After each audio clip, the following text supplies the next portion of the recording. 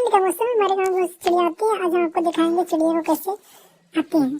चिड़िया आई, मैं यहाँ पे चावल डालेंगे, चावल डालने के बाद कैमरा लगा के रख के चले जाएंगे। चिड़िया आएंगे, धीरे धीरे दाना चुनेंगे, इसका हम वीडियो बनाएंगे। देखो कितनी प्यारी प्यारी सी चिड़िया कवैया है, ये हमारे यहाँ ठंडियों में आती है और हम लोग खूब इंजॉय करते हैं इनको देख के।